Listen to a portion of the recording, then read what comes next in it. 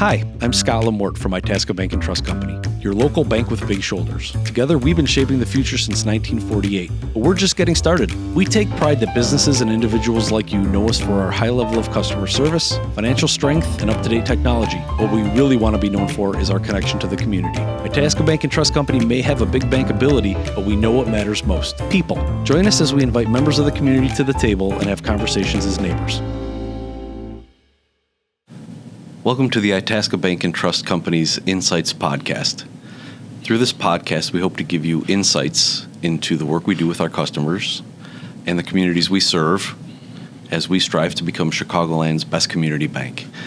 My guests for today are Jack Mensching, chairman of the bank, and Jim Mensching, president. Jack and Jim, welcome to the Insights podcast. Thank you. Thank you. So I'd like to get things started and just have everyone learn a little bit about both of you. So, Jack, would you mind going first? Sure. I'm basically have been my whole life in Itasca. I joined the bank in 1977. I'm still chairman today, although I don't maintain an office or anything at the bank anymore. I do a lot of work by phone. I went to school in Itasca. I went to grade school, which was called North School at that time. I did 5th grade at Franzen School, and then I went back to Peacock Junior High for 7th and 8th grade. I went to Lake Park High School. I went to college at a small school in Michigan, Hillsdale College, and I got a law degree at Tulane School of Law down in New Orleans. Tell us a little bit about your family, Jack.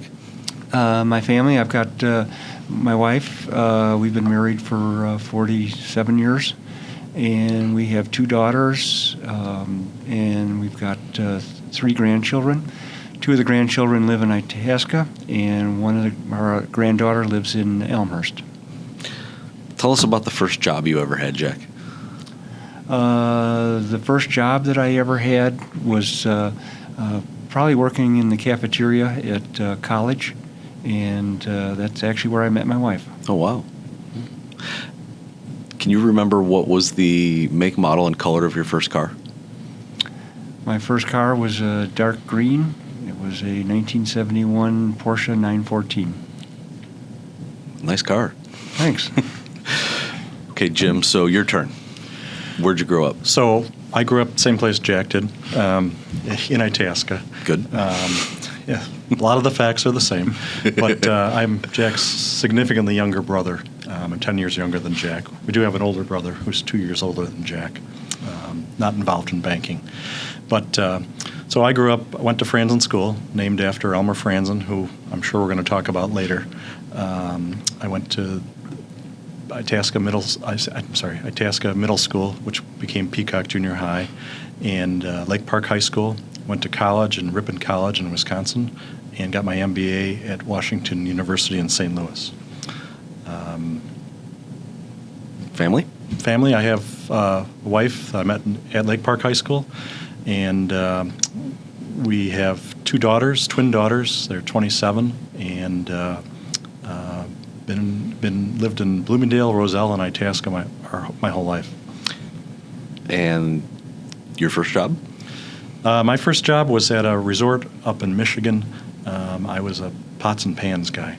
Nice. I graduated to assistant cook, and then later decided that it was easier to not do so much, so I became a dishwasher. Can you remember your first car? Yeah, I don't remember the year. It's probably 1978 maroon Dodge Omni. So I bet you lost a lot of races to Jack's Porsche. Yeah, well, Jack's Porsche was old by then. Yeah. I love it. For bonus points, ready? What's your favorite hobby? Fishing. Fly? Mostly fly fishing, but I'll do any type of fishing. I do king salmon fishing, fly fishing every year, and I love to take trips anywhere in the world if I can to do different types of fishing. Just for my own curiosity, the most interesting place you've ever fished? Mongolia. Wow. That was probably 20 years ago, and I caught a fish called a taimen. It was about a 60-inch, 50-pound taimen. Can't get one of those in the chain of lakes either. No, no. All right, Jim, I'm going to give you bonus points too. Your hobby? Probably if it involves a ski, I'm on it. Was snow skiing last weekend, Okay. cross country skiing if there's ski. Water? But truly, my passion's probably water skiing. Ended up on a water ski team in Wisconsin for 7 years with my family. Wow. Some of the more fun years of our lives. Well, I bet. Yeah. So we're going into Itasca Bank Trust's 75th anniversary year in 2023. But the story of your family's involvement in the local banking community predates the 1948 start of Itasca Bank Trust. So can someone give me and the audience the back history prior to 1948 with your family and local banking? Sure, I'll take that one. The Franzen family came over from Germany, and in 1935 they came to Chicago, and then in about 1948 they came to Church Road in Bensonville. In 1890 they had their first bank. It was called the Franzen Brothers Bank. I don't know if I know our great-grandfather, H.H. Franzen, Herman Henry Franzen, was involved in that bank. I don't know if there was another brother or not, but it was called the Franzen Brother Bank. That lasted for a little while. And it's way before all the FDIC and all that type of stuff. In 1902, Herman Henry Franzen started what was then Roselle State Bank. Today it's part of BMO Harris. And in about 1918, I think it was, they started Itasca State Bank, which was not our bank. Our grandfather, Elmer Franzen, worked at the Roselle State Bank, and his brother, Ray Franzen, worked at the Itasca State Bank. In 1948, Ray Franzen decided to move Itasca State Bank to Bensonville because their customer base was east of Itasca, and it was a bigger town, the railroad town. And Elmer Franzen, who they both were living in Itasca, but Elmer Franzen said, "No, we need a bank in Itasca." So he opened up the Itasca State Bank. He added a "the" to the name. Same day, or the next day, they moved all the assets of the bank down Irving Park in a big caravan with police cars, and took furniture. They took the vault boxes. They took the cash. Took them down to Bensonville, and then the next day, the Itasca State Bank started in the same building that was the bank that had moved. So that's why our bank is only 75 years old, but there was a bank in Itasca, actually a Franzen Bank, since 1902. Must have been quite a parade moving a bank from one town to another down the road. I can't imagine what that looked like. Police escort. Police For sure, escort. I'm I'm sure there was a lot of police cars at that time escorting them. So at that time, was Wooddale a town yet? Or did we just skip I'm sure over? Wooddale was a town, but So there was the not a went- bank. There the was bank not went a from bank Itasca to Bensonville, in went right Wooddale. through Wooddale. So they all got to see the parade, but they got no bank out of it. Yeah. And then the Roselle State Bank ownership was transferred over to Eugene Ernsting back in the early 80s, and then he later sold that to Harris Trust, I think in the mid to later 80s at that time. The Bensonville Bank, I'm not sure when that was sold, but that was probably in the 70s, maybe 60s or 70s. There was another bank. There was another brother, Franzen brother, Art Franzen, and he had, I think it was First National Bank of Arlington Heights, and I think that got sold in about the 60s. So there were a number of banks that were tied in with the Franzen family. So But your, Itasca is the only one that's left. so your family's literally been involved in community-style banking since the 1800s. Since to say. 1890. Yes. Yes. So in 1926, something very interesting happened locally at one of those banks, and it's become kind of a, would you say, famous story in our lore? We keep getting asked about it. Yeah. It wasn't exactly it was Itasca State Bank, not the Itasca State Bank, but and that was, the bank was robbed by Babyface Nelson. So, yeah, so I don't remember that exactly. You weren't there I when did a that little happened? research on it, and I did some YouTube research on it earlier, and because I keep getting asked the story. So I thought it was interesting. Babyface Nelson was in and out of the St. Charles Youth Correctional Institution 3 times. He's from Chicago.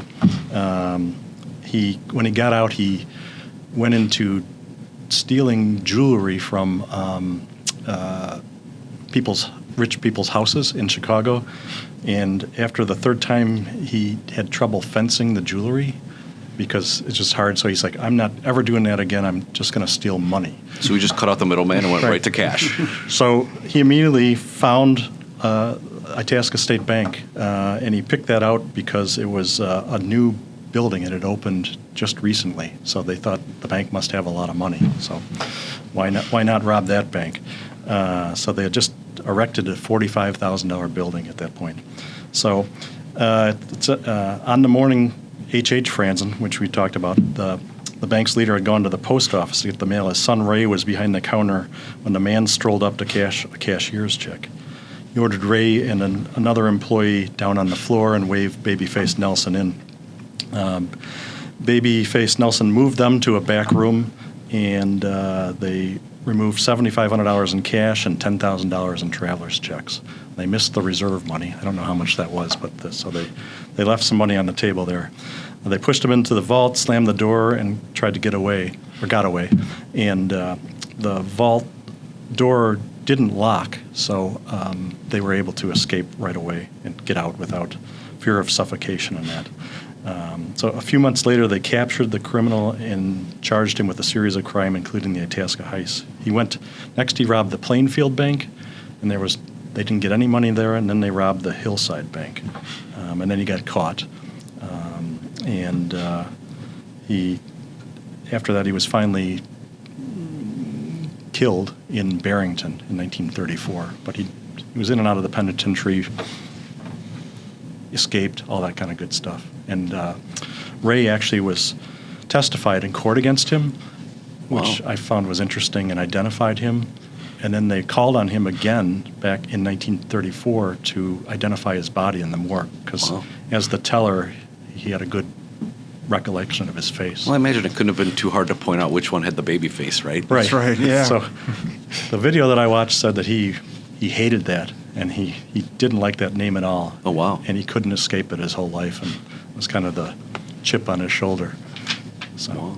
It's an amazing story, though, and it's, in this day and age, hard to fathom like what that must have been like, putting the vault in the back. And The History Channel did a documentary on Babyface Nelson, and they did come into Itasca Bank and filmed.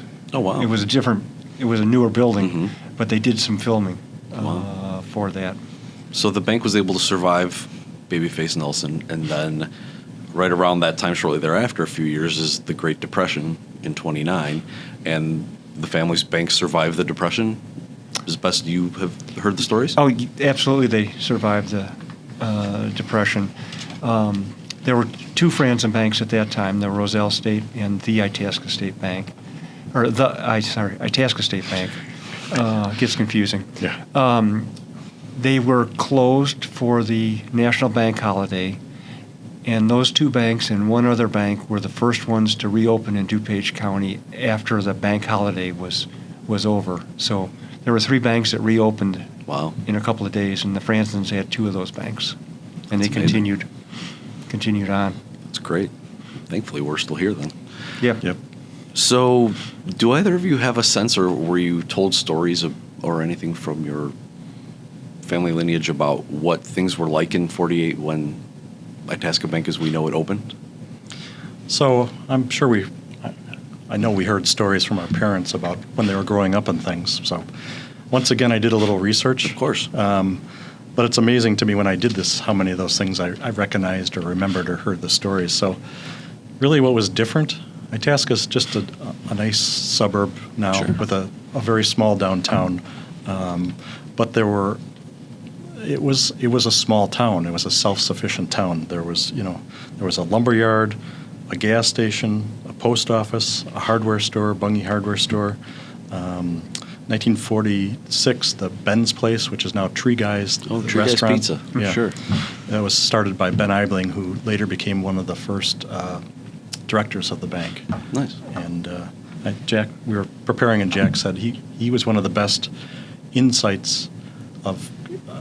not insights, but judges of character when we were looking at loans on the board, because he sat Knew everyone at in the bar. town and Yeah. heard all their Well, you heard got all to the hear all the stories. stories Yeah. at the bar and learned a lot about people. So do we know how many employees there were when the bank opened in 48? There were 4. 4. So do we get what was the division of labor, you guess, back then? Was there like 2 tellers, or everyone's either a teller or a vice president there? I'm sure they were all tellers if they Right. needed them, but Yeah. the 4 employees were Art Benabez, who came over from Roselle State Bank, which was one of the Franzen banks. Viola Volt, who also came over from Roselle Bank.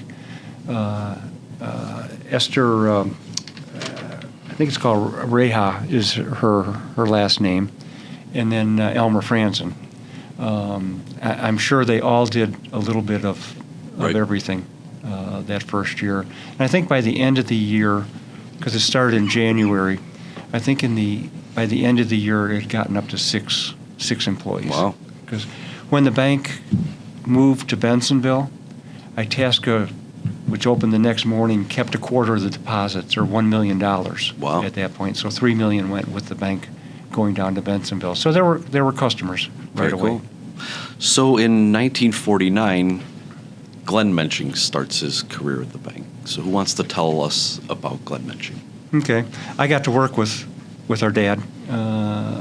Jim did not. Jack is 10 years older than I am.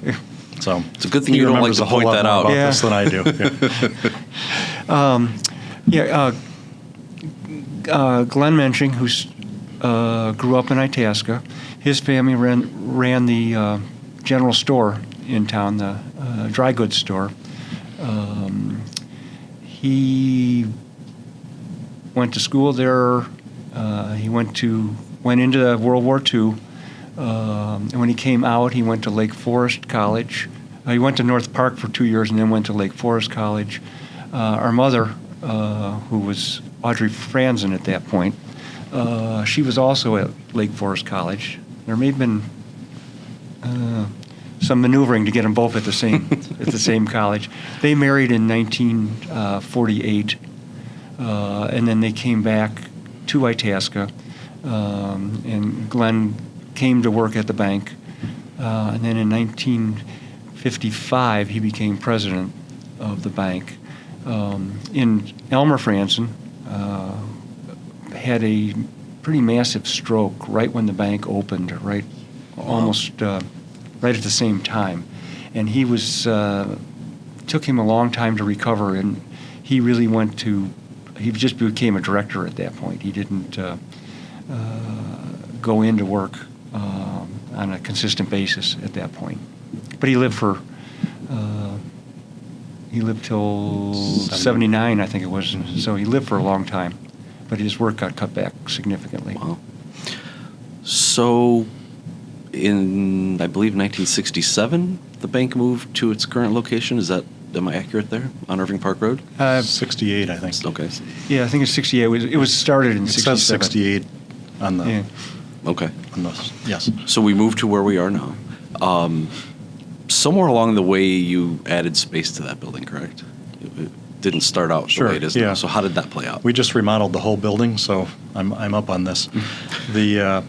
So the bank was growing quickly, and if you think about the 70s and 80s, everybody was using cash. There was no direct deposit, so everybody came to the bank at least on a weekly basis to cash their paycheck and get cash for the week and make deposits. So they added a vault. So there was two parts that were added at the same time to the back of the building. In one area was a large vault for storage, secure storage, and cash and safe deposit boxes. And the other side was additional office space there's about 4 or 5 offices in that area that were added. Okay, well, that makes sense to me. So somewhere along the way, as the bank grows in size and physically grows in building size, at some point we become a bank and trust. So when was the trust department added to the bank? The trust department was added officially January 1st, 1978. The bank wanted to become more of a full-service bank. The bank in Roselle State Bank, which we considered a sister bank, but yet we competed. Mm-hmm. We were competitors. They had a trust department. So when I came to the bank, which was in 1977, my job was to start the trust department. So And the bank was looking to start a trust department, or you needed a job when you got out of school? I think it was to give me a job. I think it was to give me a job. Okay. No, I think it was for excellent qualifications. That's what it was. And I actually went up to Roselle State Bank and worked up there for 2 months, and they trained me how to be a trust officer and set up a trust department. Russ Shockey worked with me for many years on that. So we opened in 1978, made it more of a full service, and we put trust into the name. So nothing at the bank changed except the adding of the trust department. So who wants to tell me about some of the key employees at the bank over the years? Because I'm sure there have been many who come to your mind, right? Yes. So I made a list so I don't forget them. Don't want to leave anybody out, right? Right. So besides, there were 5 presidents of the bank. Elmer Franzen, Glenn Mensching, Art Binabase was the next president. So I would absolutely count Art. He was one of the founding employees of the bank. He was there for many years. I looked this up again. Once again, I got some notes. He started at the Roselle Bank, State Bank, in 1937. Then he went to fight in World War II. He was in the Army Air Force and was in North Africa and Italy. And then he came back to Roselle, and then they recruited him to help start the bank in Itasca. And there's a legacy piece to Art Binabase, as we know. Yes, I'll get to that. Okay. Okay. He Foreshadowing. So he had various jobs in the bank, as he would in a bank with 4 people. But eventually he became president in 1982, and retired in End of 85. In 85. 83 and 83, 84, and 85, I think. Yeah. So so he had 50 years in banking. So he was one of the people I think that was key. Another person is Ed Lake, and Ed is as part of our celebration of the 75th anniversary, we've been looking for people who have been customers for all 75 years. We know there must be some. But the one that we found so far was right under our noses. It's Ed Lake, who he grew up on a farm in Itasca and came to the bank when he was in high school, and he had various jobs in operations and lending, business development. He retired in when did he retire? He retired from the board in 2012. He retired, I think, from the. I don't have that, but anyways, so he was various capacities in basically business development. And ultimately, he was executive vice president when he retired. When he retired. So literally worked his way up through every level of the bank, right? Wow. So another 50-plus years of service to the bank, or in banking. In more recent times, we had Art Binabase's son, John Binabase. He started in 1978 with the bank. He had started, I think he was in a bank in Elmhurst, York State Bank. York State Bank, York right. State Bank before he came to our bank. But he worked his way he was in the lending department, he was in the operations, he was in the marketing department, and business development, and currently he's our community relations officer. And John is a big part of when the bank expanded into Roselle, correct? Yes. So that was about 12 years ago. We opened a branch there, and John raised his hand and said, "I'd like to be in Roselle and be a big part of Roselle," and he has been. So he's been there ever since. I had a couple more officers that we talked about. Jack and I talked about this a little bit. We had two people that came during the recession that really helped 2008, 2009, 2010 through 12. The bank, we're still here. We did fine. It was painful. Don't want to go through that again. Right. But a big part of our recovery from that was bringing John Hunt, who's our chief lending officer, in. He really helped us get control of the loan portfolio and work through all the problems we had. We had years of problems to work through. In which, for those who don't know, lending is a main revenue driver for any bank, so that's a critical piece to being financially stable through a period of economy like that, right? Right. Oh, I thought it was the trust department. And I'm let's sorry. not slight the trust department, Jack. Absolutely. It's also the quickest way to lose a bank is Right. through credit quality. So he played a big role. And Robin Van Kassel, who is still, she's retired now from the bank, but she's still with the bank on the board. She came as our CFO and really helped us upgrade all of our financial analysis and interest rate risk management and liquidity. It really started out as a liquidity crisis. She helped us through that, work through that, and then it became a credit issue, and we did a lot. And the last person I think we should probably mention is Sam Book, was one of our chief lender for about 30 years. I know he was I worked with him briefly when I started. He was a Federal Reserve examiner and brought that experience to the bank and worked through the credit department. You worked with him, Jack? Yeah, for over 20 years, I believe. Sam came probably in the early to mid 70s. I'm not exactly sure what year, and I joined the bank in 77. Sam did a lot of teaching me a lot about banking through that, about lending, because I'd never had any lending experience.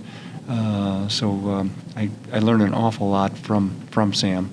And then he retired and moved down to Florida. And he's back in the area now. And at one point, his son worked at the bank also. So we have a lot of multi-generational families that have worked at the bank. Well, it, I think illustrates how important the community of employees is to the success of the bank as we've moved along. You can't grow the way you've grown without a good team behind you. So it's great to hear those stories and learn about those people. And in that question, I heard mentioned a couple times people being directors. Can you tell us all a little bit about what it means to be a director at a community bank?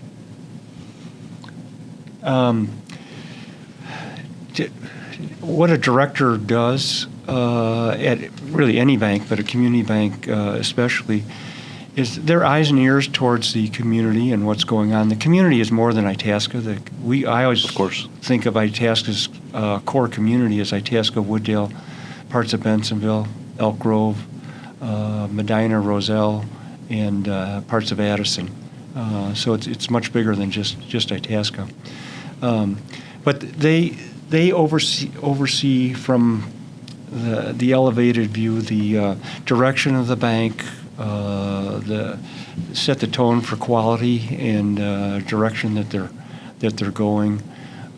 They approve basically all loans that go over a certain amount. In this day and age, it's over $1.2 million goes to the board for approval. So they're very involved in that process, not dealing with the customer, but just approving the loan as the loan officer will present it. That number used to be lower as the bank was smaller, but as we've grown, it gets that number continues to grow with it. But they're a great referral source. They're a great eyes and ears as to what's going on in the community.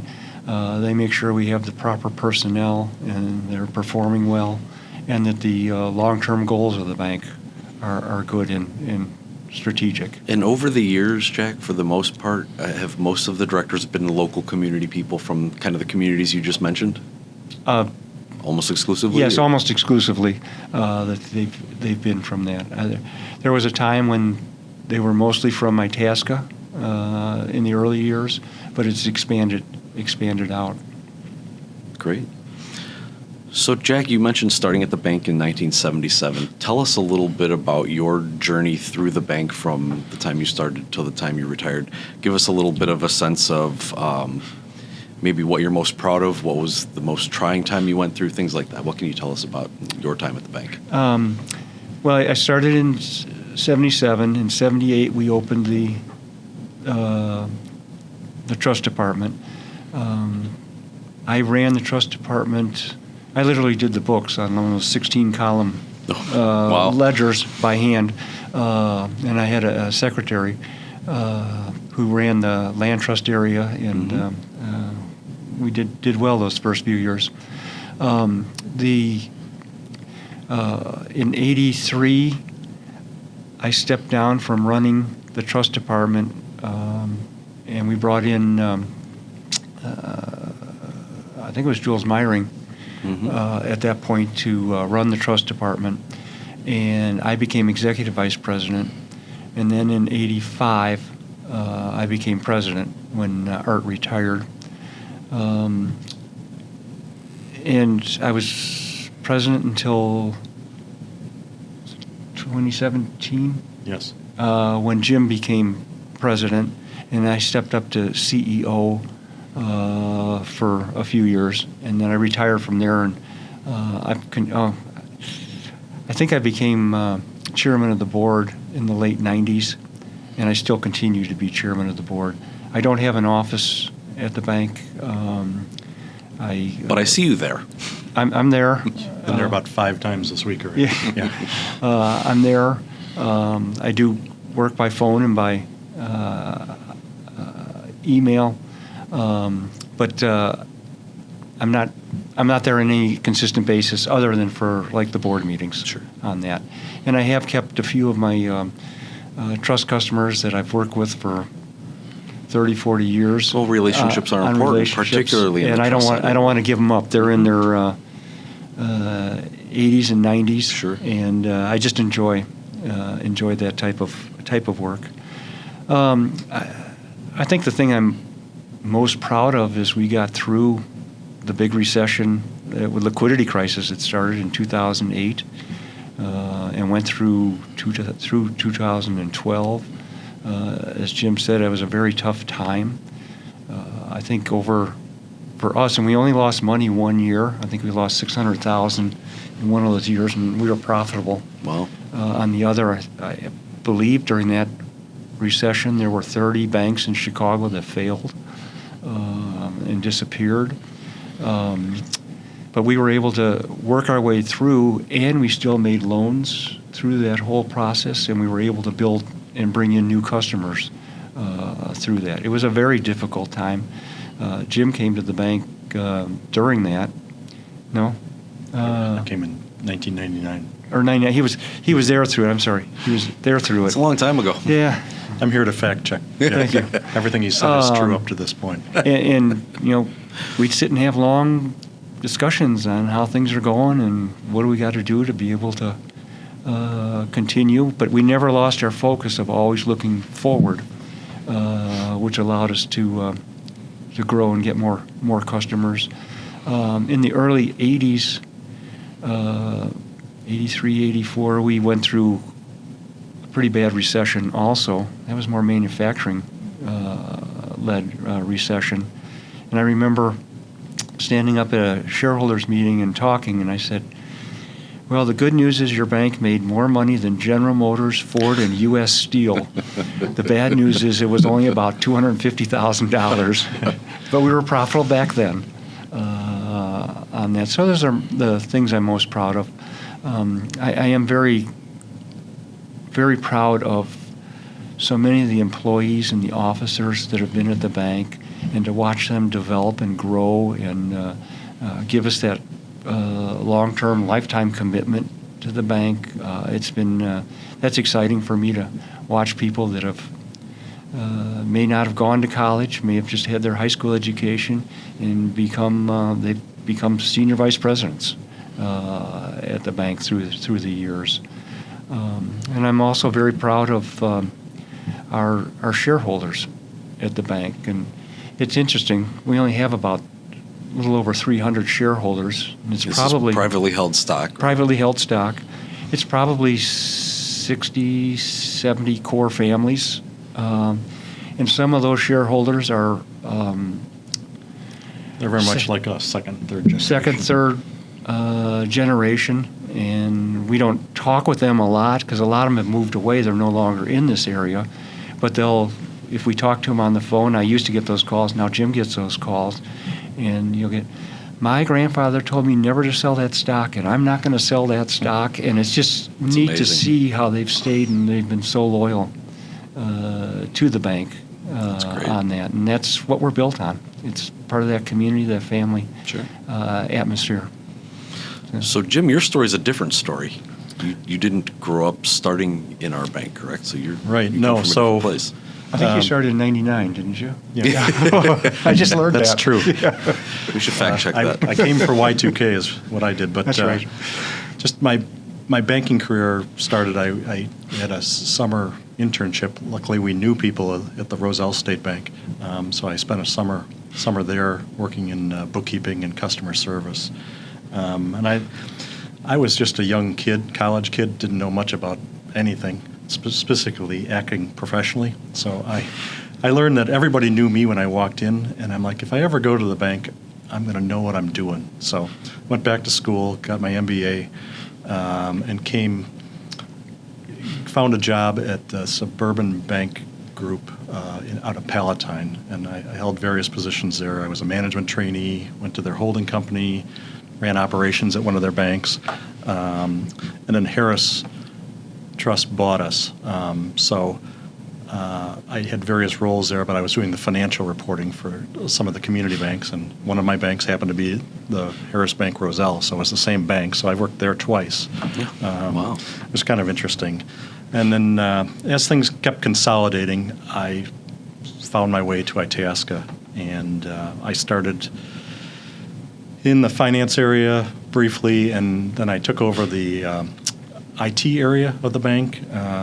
That's one of the things, I don't know that's the biggest thing I did, but it was just kind of interesting. I brought internet to the bank and email and online banking. All the things we take for granted now. All within a year, yeah, in Wow. 2000. So that a lot changed in 2000 when I came to the bank. So I think that was a big accomplishment. I later took over operations, and then slowly, one by one, as Jack and I worked on a kind of a succession for him, I took over more and more of the departments: HR, marketing, loans, trust, all of the departments. So I became president. Jack and I shared the job. It was actually way more fun when Jack and I were sharing the job. You guys had a job share? Yeah. Wow. Yeah, So- it was fun. So that was good, and you asked also what challenged you, and what So- were you very proud of? I was just had an officer review today, and I was kind of telling this story. I was president, and Jack retired, and it was all good. I was feeling my way through things, and then the pandemic hit, and I made decisions that I never thought I'd be making. We're all about quality service and customer service at the bank, and immediately we were making decisions to shorten our hours, close the lobby, restrict things that we always put the customer first. Sure. Appointment only and things like that? And we always put the customer first, and all of a sudden I was having to put the employees' needs first. It just was way counter to anything that I had ever done before or ever thought about running the bank. And ultimately, that's worked out. But maybe it was the summer, but we were also remodeling the bank at the time, and I'm like, boy, if I and the management team can run the bank through this, we can do anything. So that's really when I got the confidence as president. There's going to be challenges along the way, and the years since 2020 have been challenging too, but it's more fun these days. Sure. Just because I would agree with you there. I know. Well, no, it's more fun to be the president because I know how to do things, and I get to do fun things like this. This is true. So.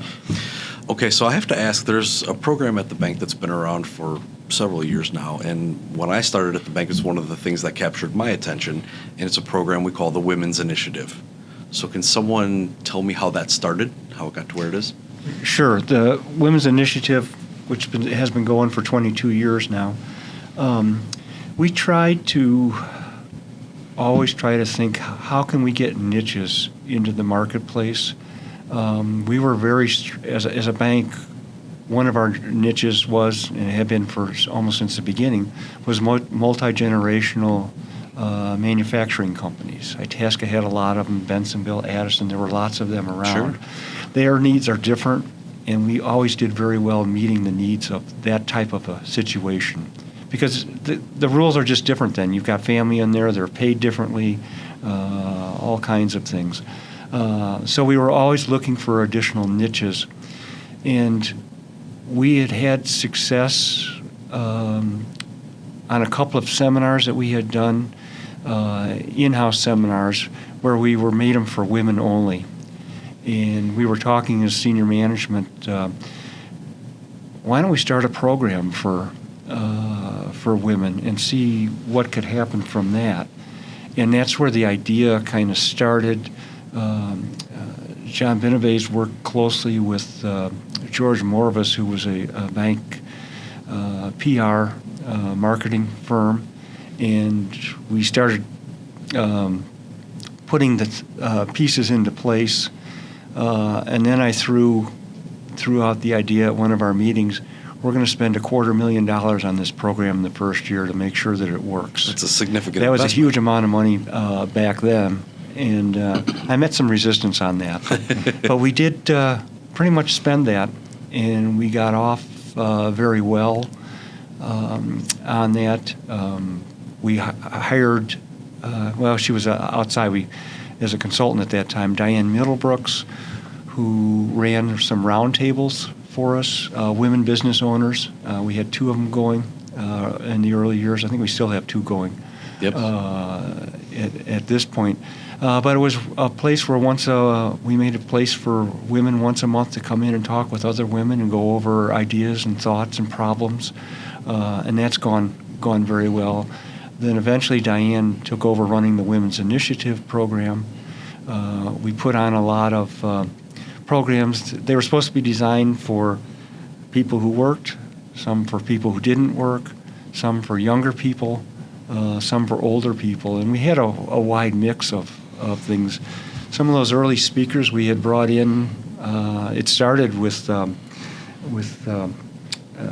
Terry Savage, who was the financial guru on the news channels. Mm-hmm. She was our first big speaker that came out. We had Bonnie Blair, the Olympic speed skater. We had Allison Levine. She was the first woman to lead a women's expedition to climb Mount Everest. Mm-hmm. So we tried to get interest. We had Kathy and Judy from the Kathy and Judy show on WGN, which actually brought us about an extra 1,000 members when they were involved. So we tried to make them interesting. Leslie Goddard has done a lot of historical programs for us. Right now we have about 3,400 members. There's no fees to be members. There's no charges for the programs that we put in. And there's probably, I'm just kind of guessing, but probably about 20 or 25 members of the women's roundtables for the women business owners. So it's gone over very well, and it's just become its own kind of entity, self-sustaining program. It's amazing. Well, it's impressive the investment the bank put into that program, and it's clearly successful because it's still here 22 years later and going no less strong than it was 22 years ago, I would imagine, right? Yeah. Correct. And it's it was for customers and non-customers. Of course. There wasn't You didn't have to be a customer to be a member. And that's another. We hope that they became a customer, course, but right. that was not a requirement. But that's a part of the community bank model of giving back and investing in your communities, right? Offering those types of programs for the community at large to be a part of, right? So, like Yes. you said, you don't have to be a customer. Certainly, we love that, but it is nice to make those kinds of offerings to the general public. So, we talked a little bit earlier about the history of the bank as it relates to things happening in Roselle years ago, and you mentioned earlier, Jack, that 12 years ago we opened a second location. So, why Roselle? So at that point, we needed deposits, and the best way to get deposits is to have within your market area, and our market area was pretty much saturated. More than the majority of households in Itasca banked with us already, Sure. so we really had to branch out. We looked at Elk Grove, we looked at Wooddale, we looked at Addison, we looked in Schaumburg. We looked all over the place is basically where we looked, but we got really close on a branch in Elk Grove, but ultimately we found a developer in Roselle that was developing the corner of Irving and Roselle Road, and his idea was to make a statement, a landmark for Roselle, and our idea was to send a message that, hey, we're the bank in town, we're here to stay. So his vision and our vision matched up perfectly. So we started building that during the Great Recession, which Great timing. was not great timing. But We signed the contract right before it started. yeah, we took our time to get through it, but less than 5% of our business at that point was from Roselle.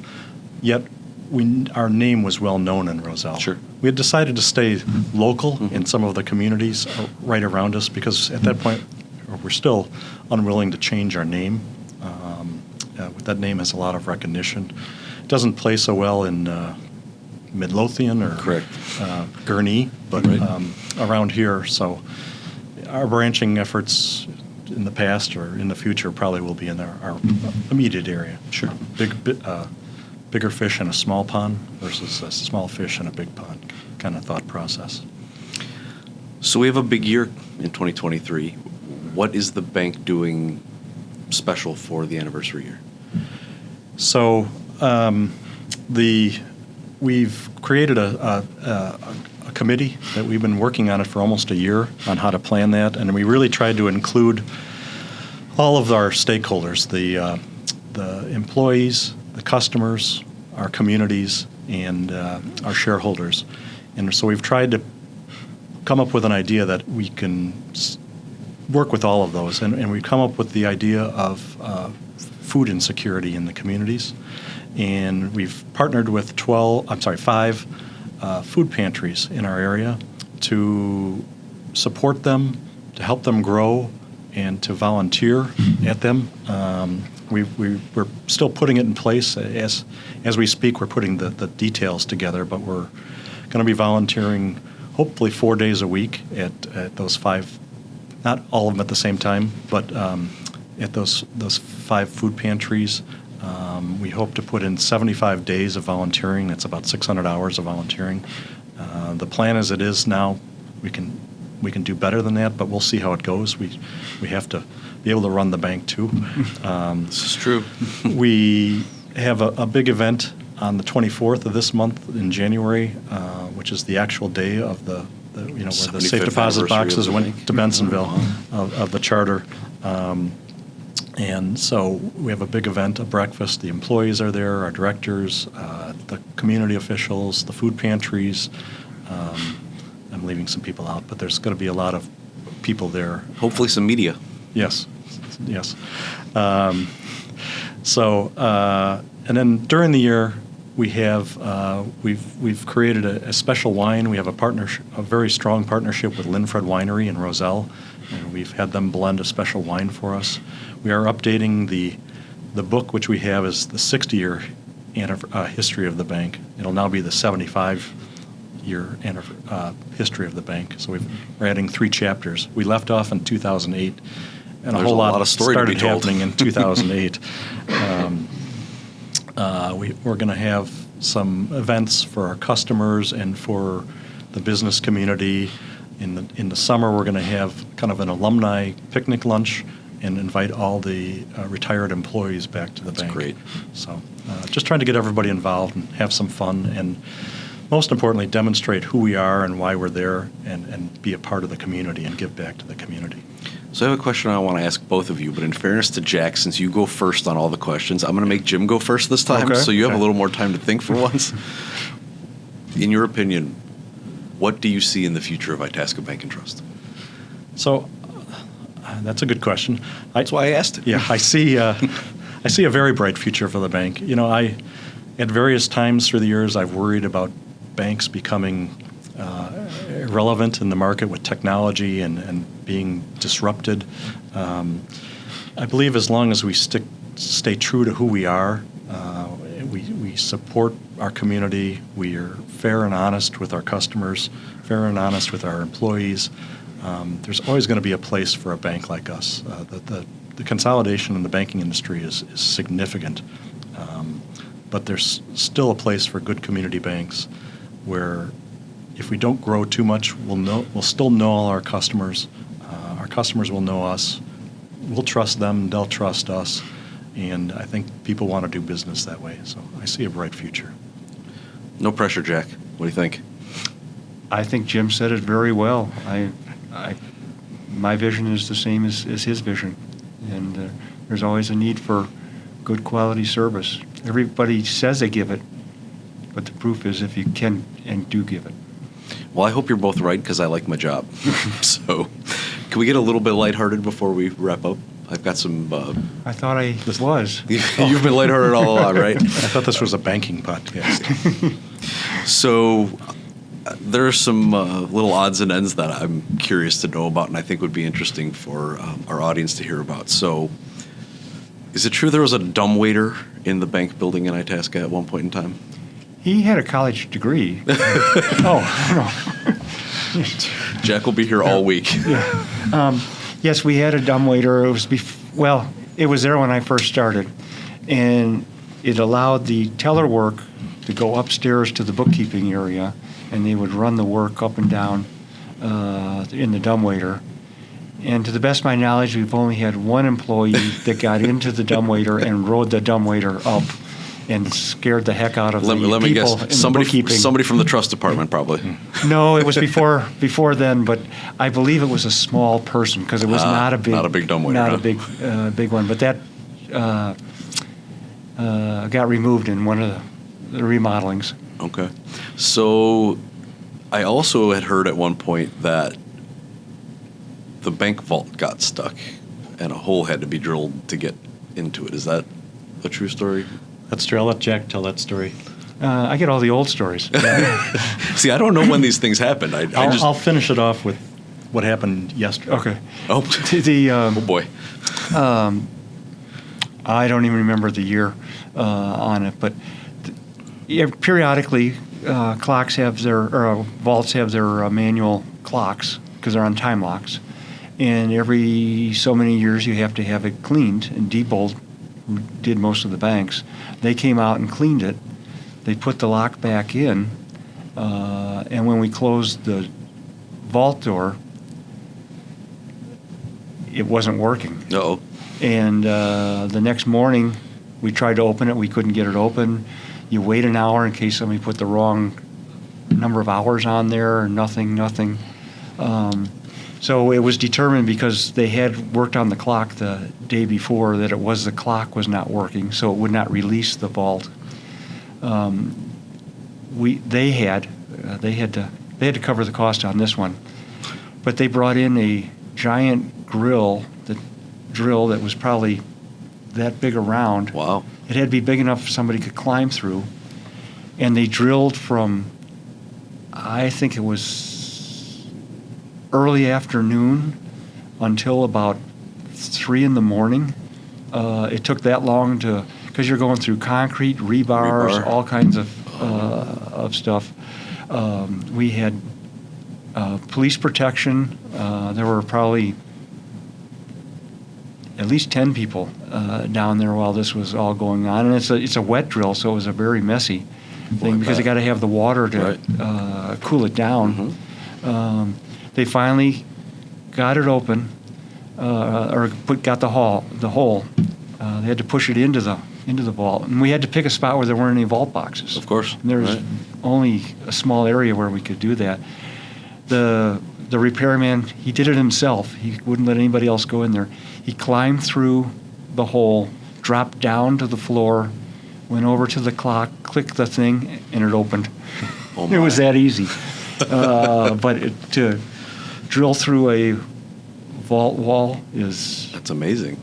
quite a job. Okay, I'm curious what happened yesterday. So you had stopped by my office, and Jack was there, and you confirmed that some of these things had actually happened, so we didn't get here, and we're like, no, we don't know what you're talking about. But the next morning I was at the printer, and I'm like, oh my gosh, the guy's here. He's cleaning the clock on the vault. So I'm like, well, that's really Ironic scary to timing. me. So I went over and talked to him, and he's like, that happened to me when I was just starting in the business 30 years ago. Wow. And he said it was horrible. I can only imagine. And so I put the pressure on him. I didn't think about it this morning, but the vault opened this morning. Thank God for small favors, right? Yeah, that's for sure. So I got one more. Jim, I had heard from several people a story that happened in the winter of 2007, as best we can remember this, that involved a gigantic snowstorm. And your involvement as the bank president, your duties that day changed from what they normally were, correct? Yes. So what happened? So actually, Jack was there. So I don't know that I was president at the time, but I don't think I was. Probably not. 2011. 2007. 2007. Yeah, absolutely not. No, yeah. okay. So, but anyway, so Jack and I both live in Itasca, very close to the bank. So there's never, and I own cross-country skis, so there's never an excuse for me not to get to the bank if it's snowing. So we came in early. I knew I came in. I got up early, did my driveway, and I think I was there by 6 o'clock. And the head of our operations area was there, and people started calling in one after another. So how long had it been snowing at this point? All night long, or Yeah. the start of the night before? Yes. Okay. It started, there was probably 12 inches by then, I think. Oh, at least, yeah. Yeah. Okay. Yeah, it was, and it was blowing pretty good. So people started calling in, and we're like, hang on, time out. We can't have everybody call in today. We still have got to run a bank. We still have to open the bank. If in Illinois, if you can't be closed 2 days in a row, and you have to have permission to close the bank, so you have to be open. So as people were calling in, we're like, the people who live close and that had key positions, we said, you know what, time out. Jack's got his car. He's going to come pick you up. And I had my car too, and we both had all-wheel drive. And so we went around, and I know the people that I picked up, every one of them, our guard got off the train, and he was coming down the train tracks to Irving Park, and he just got, he's a big, strong guy, and he got stuck in the snow. I pulled Going down a hill. Yeah. Right. I was just stopped in the middle of Irving Park, parked there waiting for him. So your car's in the middle of Irving Park Road. Yeah. There was no traffic. There was no traffic. There was nobody out. It was ridiculous to be out and about. So as the day went on, I know I at least got 3 or 4 people, and every one of them I ended up getting out of my car and pulling them out of the snowbank. Wow. So, and Jack picked up several people, and then we had to take them all home at the end of the day. Of course. But kind of the funniest thing was I don't think we had a customer come in till after 1 o'clock. I was going to ask. So we were all there. Tellers are there. We got some pizza. That's about it. But when the first customer came in, we all cheered the customer. Diehard employees and diehard customers. I love it. Yeah. That's So great. I learned a valuable lesson who the most important people in the bank are. It's the operations center where they process the daily work, the online banking, all of that stuff has to be processed. We need those people there, and we need a couple people to help customers that find their way to the bank. Well, as we close up, do either of you have anything to say to our customers, our listening audience? Any messages you want to impart before we close up? I would say to our customers and future customers, we'll continue to try to uphold the standards that you've become accustomed to, that the service that you're used to, and we'll try to continue to always try to earn your trust on that, and it's the best we can do. Yeah, I don't have anything to add to that either. That was the only unscripted question of the Right. day. You guys didn't know that one was coming. I very much appreciate you being here, sharing your stories about the history of the bank. I think it's important for us to capture the essence of what our bank is and what we have been for 75 years and hopefully will be in the future. With that, I thank you for joining us and being part of our Itasca Bank and Trust Insights podcast. I leave you with a quote from Coretta Scott King. The greatness of a community is most accurately measured by the compassionate actions of its members. Thank you for watching.